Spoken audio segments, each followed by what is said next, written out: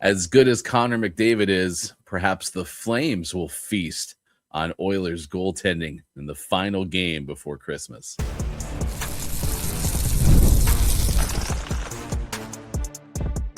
You're Locked On Flames, your daily podcast on the Calgary Flames. Part of the Locked On Podcast Network, your team every day. Hello and welcome. This is Locked On Flames, part of the Locked On Podcast Network, now the #1 sports podcast network. And I am Ryan G. Today's episode is brought to you by FanDuel. If you want to be right in the middle of the action this season, visit FanDuel.com and place your NFL live bets all season long. I am a longtime play-by-play broadcaster based in the Pacific Northwest. So glad you are here for Locked On Flames as Peter Marr brought me into the fold, and I'm excited to share my decades-long passion with the Calgary Flames with you each and every weekday. Thank you for making Locked On Flames your first listen of every day. And the Flames, in the first of back-to-back Battles of Alberta, will be in Edmonton tonight. And can Calgary take advantage of some injuries that have put fresh faces on the ice in net for the Oilers? And how does Calgary counter how good Connor McDavid has been? We'll share our keys to victory in the Battle of Alberta at Rogers Place today. And then last time the Flames won 2 straight in Edmonton because Calgary won the season opening matchup between these two teams in a rally back shootout type of victory. When was the last time Calgary won 2 in Edmonton? We'll talk more about that coming up on this edition of Locked On Flames. Excited to see how Calgary can counter Connor McDavid in this team, but it might start with how many chances Edmonton allows on their net. The Oilers have been good, 18, 13, and 6 overall. They're tied in second place in the Pacific Division. Certainly is a team that can score a bunch and certainly has an offensive prowess about it. But right now, Edmonton is in some goalie purgatory. They traded for Tristan Zary just a few weeks ago, the 2-time All-Star, shipped from Pittsburgh, and now Zary has a lower body injury, expected to miss a few weeks. And it's bad timing for Edmonton to have that happen, certainly because you make that acquisition. You want to have the best that you can put in net out there. And that's what Zary's been doing this year. 2.73 goals against average is his second lowest since the 2021-22 season. And it didn't start great for him getting to Edmonton. Allowed 3 goals and then allowed 4 goals in the first 2 full games he played, including one against his former team with Pittsburgh, and then played about 36 minutes against Boston, allowed a goal, and then the injury hit him out of that game and hasn't been back since. So you basically trade for a goalie that's at 2.73 goals against, ship off Stuart Skinner, who had been at 2.83 before that, and you hope to have a little bit of a spark in net because of that move that you made, and certainly has not been the case for Edmonton, both just because of those first 2 games with Zary in net, but then also because of the injury, you don't even have him. And so instead, Edmonton turned to Connor Ingram, who ended up stopping 26 shots in his Edmonton debut. It was his first NHL game of the season, had played for Utah prior to getting to Edmonton and had been with the AHL affiliate in Bakersfield, went 4-5-2,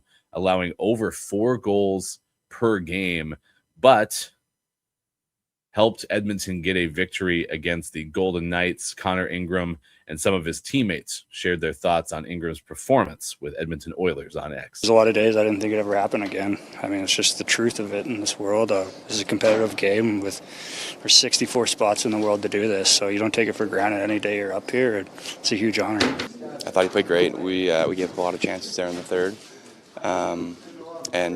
We bent but didn't break, and I thought he was a huge part of that. I thought he was outstanding early, just solid. Got in front of everything and really good at handling the puck too, so that goes a long way. But, I mean, he gave us a chance early and we kind of fed off that, and obviously probably gave up too many to make it pretty tough on him late, but he held in there. That was Ingram first, and Zach Hyman, and then Ryan Nugent-Hopkins talking about Connor Ingram's performance. And this Oilers team that Calgary's facing is an injured bunch. They have a bunch of players on IR, Connor Clattenburg, Jake Wallman, others. So Calgary is perhaps seeing Edmonton at the right time.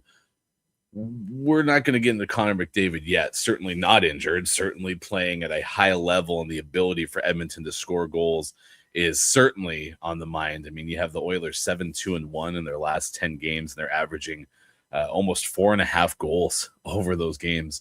So Calgary certainly is having a tough test of how good they are in net and how good that defense is going to play on the road. But Calgary, again, December's been good for them, 6-4-0 in the last 10 games, and they're continuing to show elements of what makes them a playoff caliber team. But when you get 3 or more goals for Calgary, they're 10-4-2 this year. And so will Matt Coronado, Connor Zary, and some of these younger players for Calgary continue to have a little bit of success, or will it continue to rely on your 1,100-plus game captain, Michael Backlund, with 5 goals, 2 assists over the last 10 games, continues to just be absolutely nasty for the Calgary Flames. And that line has been pretty good for the Flames this season.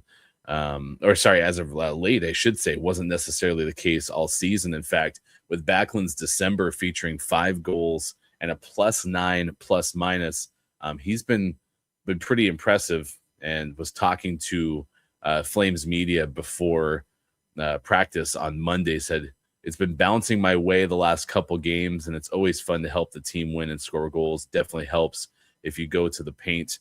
And that is exactly what that line with Backlund, Connor Zary, and Blake Coleman have been doing as of late, and getting production from the third line certainly could make a difference for Calgary in their matchup in Edmonton. The uniform aesthetics type piece of this, just because I like these little nuances, is the fact that Calgary is going to wear red in Edmonton. And so my first thought was, are we getting a color on color game? Would Edmonton be in its blue jersey, Calgary in red? No, the Oilers are set to debut a white uniform, a debut in the sense I think might be the first time this season. I don't know if it's a first ever reveal, but I found it interesting. Some fun notes from the Calgary Flames website talking about when this happens, because teams typically have a home sponsor and away sponsor.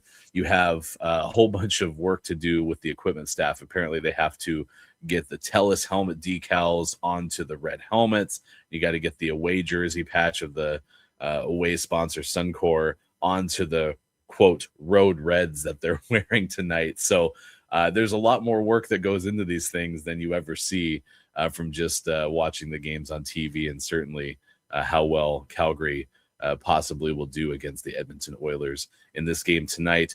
On the way, we'll give keys to victory. We're going to let you know how Calgary can leave Edmonton with another victory that is on the way as this episode of Locked On Flames continues. The holidays are amazing, but they can also get overwhelming fast. Travel, gifts, parties, year-end expenses.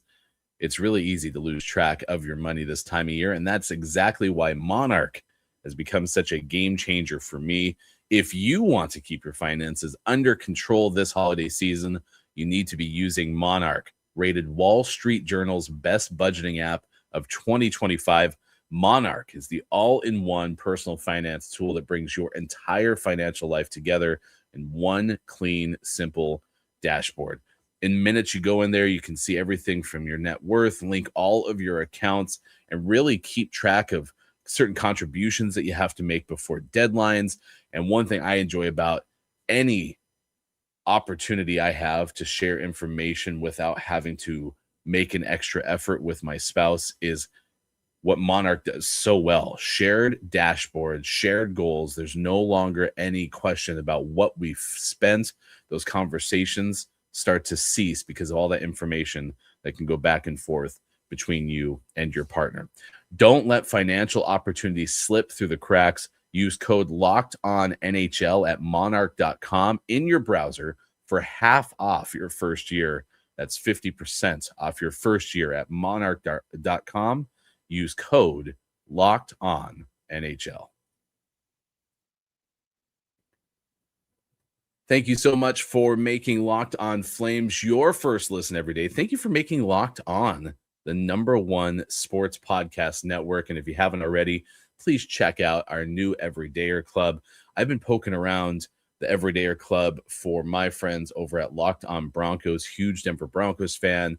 I've been a season ticket holder since 2007, and I just noticed that I can check out Cody and Sayer's different all-access pieces to their Everydayer Club by going over to the Everydayer Club link. It's really easy to do. Ours is lockedonflames.supercast.com. You can check us out there.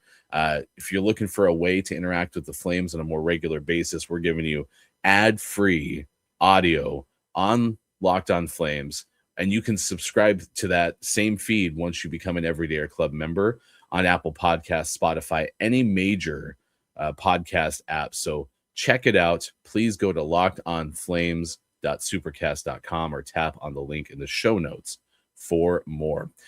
We're getting into the Battle of Alberta Part 2, but also the second of 3 meetings that will go into the end of this week, meaning the Flames opened up play in Edmonton to begin the 2025-26 season, and then at Edmonton for this game coming up tonight, and then we'll be back against the Oilers later this week on either side of the Christmas holiday. And there's some certain keys to victory that stand out when you look at how the Flames will try to go 2-0 against the Oilers this year. And it starts with penalty kill prowess. You have a power play unit for Edmonton that continues to be solid. They went 2 for 3 against Vegas in their 4-3 victory over the Golden Knights on Sunday, the day after Calgary had defeated Vegas at the Sea of Red. Ryan Nugent-Hopkins continues to be excellent, had a pair of goals. And, of course, Connor McDavid is the story of this Oilers team. You can't have any conversation about the Edmonton Oilers without talking about Connor McDavid. And so you have a power play unit that continues to be so good for the Oilers, and something that has not been the case for the Calgary Flames in terms of their power play unit. It's just not been what you've hoped to get from the man advantage this year. But Calgary's penalty kill continues to be really, really good. You have an 8th ranked penalty kill unit against the 22nd best 22nd best penalty kill unit for Edmonton. So as drastically different as the power play groups are, Edmonton leads the league. Calgary's in the bottom 3 in terms of scoring on the power play. Those penalty kill units are the complete opposite. So I think you still have to rely on the fact that Calgary leads the league in shorthanded goals coming into the week. And so if you have a chance to score another shorthanded goal against a team that's so good on the power play, that certainly would be a big factor in this matchup. And kind of outside of the special teams too, I found it interesting that the Flames actually lead the Oilers in high danger chances, scoring chances, according to a natural stat trick. 13th for the Flames. Oilers are 24th, or 25th, I should say. But at the same time, all that kind of means to me in so many ways is just Edmonton scores goals from wherever they want to in so many ways, because the Oilers have continued to be solid, again, averaging about 4.5 goals in the last 10 games. So outside of the penalty kill, another key to victory is scoring first, especially because that means Edmonton won't be scoring first. The Oilers are 15-1-3 when scoring first, which is just absolutely an outstanding mark for Edmonton.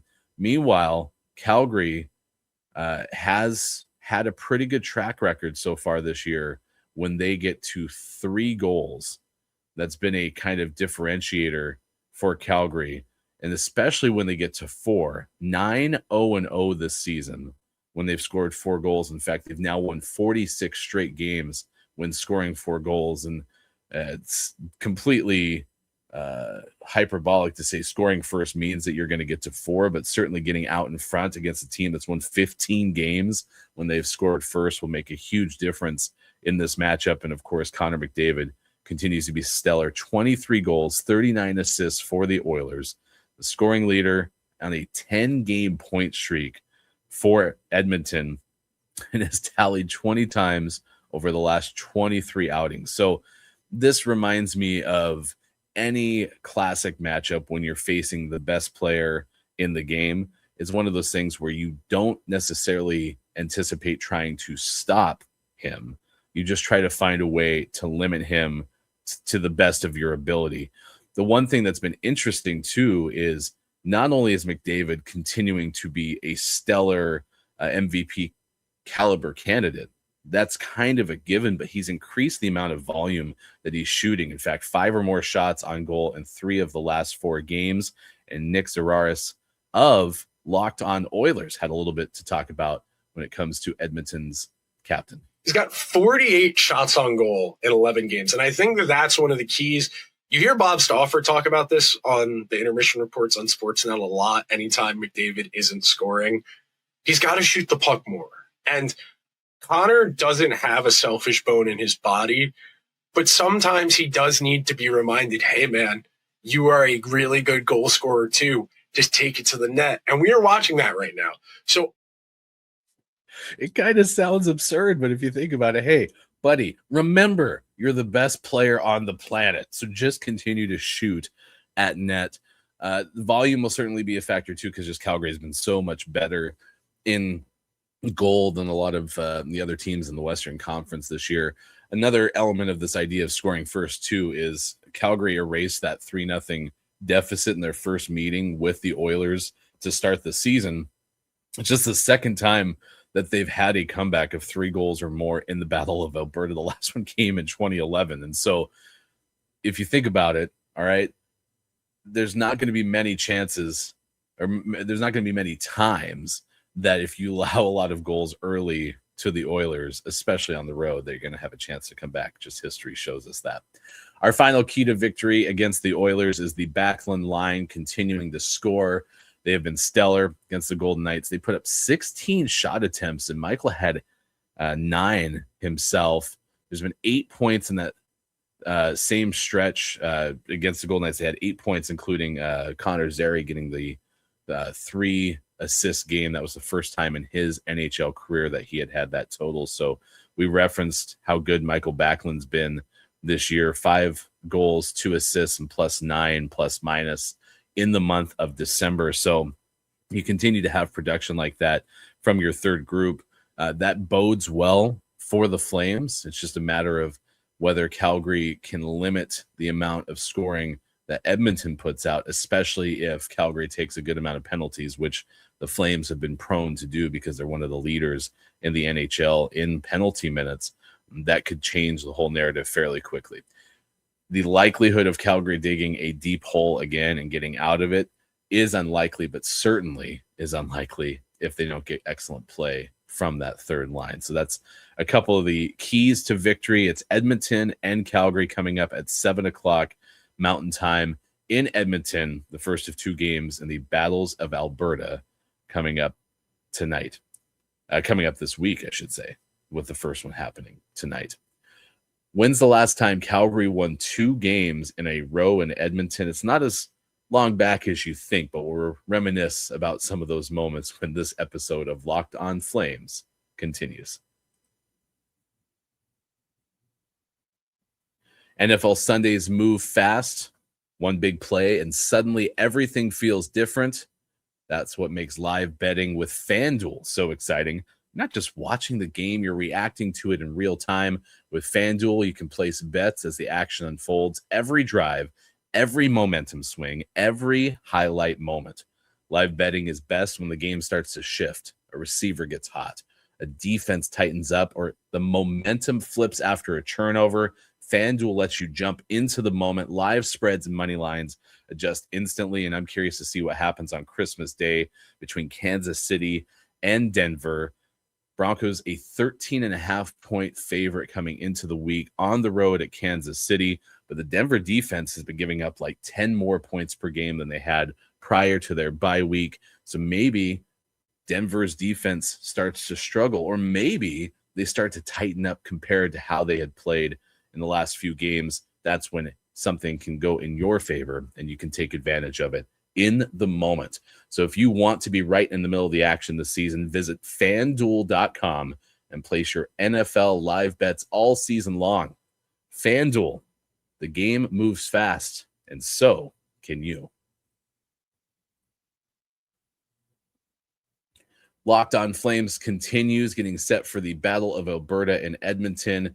It is going to be a fun matchup today for Calgary wearing the red unis on the road. Really exciting to see the dark jersey color on the road. I am not a huge fan of white uniforms broadly, but I certainly despise wearing white at home. And so obviously I want Calgary to win this game, but especially because Edmonton's electing to wear light jerseys at home. Not about that. In fact, it's frustrating enough. Got news earlier this week. I thought Denver, the Broncos, had escaped wearing their white helmets this year because they just didn't end up having a game where they were talking about it. But then late last week saw practice pictures of the Broncos wearing white helmets at home, and it turns out on Christmas Day they're going white from head to foot, which is incredibly frustrating for me. Granted, that game's not being played at Mile High. This game is being played in Edmonton, and the Oilers are wearing white at home, so a little extra motivation from an aesthetics person. I really like talking about uniforms. That I want to see Calgary get this victory. And it's not going to be easy to win a second consecutive game in Edmonton. Hasn't happened too far back compared to what you might be thinking. February of 2024 and then last October 2024, Calgary won back-to-back games in Edmonton. That first matchup back in February 2024, it was a double goal game for Noah Hannafin. We just saw Noah in the Sea of Red playing for Vegas now, but a 6-3 victory for Calgary in late February of last calendar year. And there's kind of been a little bit of a theme. Edmonton in some of these matchups with Calgary had been more of a reeling team. Back in that matchup, Calgary handed Edmonton a third straight loss. And we'll talk about the October 2024 game in a moment, but there was a winless start for Edmonton to begin the 2024-25 calendar year. So oftentimes when Calgary's had a success in Edmonton, it's been against an Oilers team that wasn't necessarily playing at its best, and that is not the case tonight.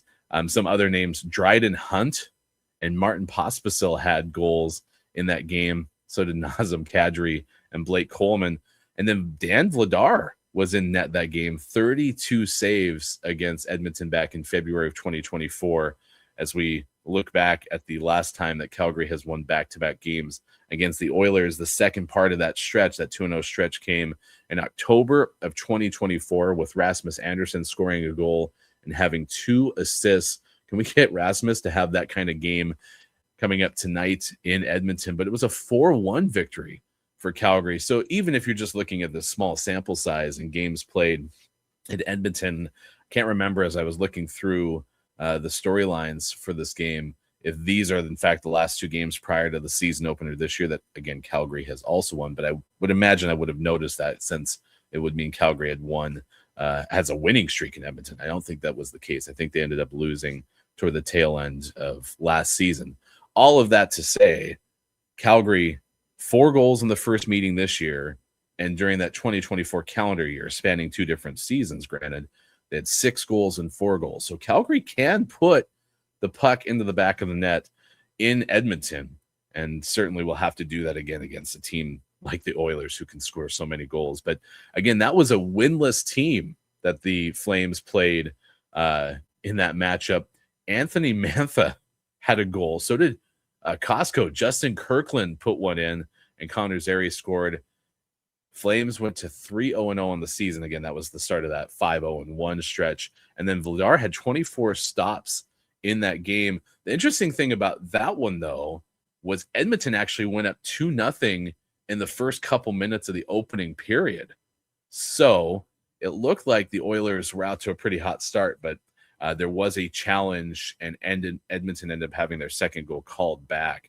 And so it didn't become a 2-0 lead as it might have seemed. But we're talking historic, kind of anecdotal, neat coincidences per se. It's not an actual crux to this game that the Flames will be playing against an Edmonton team that, again, is definitely not reeling. 3 wins in the last 4 outings, 5 wins in the last 7, and over the last 10 games, the Oilers are 7-2-1. So it's going to be a challenge, but it is certainly not an insurmountable moment for the Calgary Flames. So it'll be exciting to see what happens with that game starting at 7 p.m.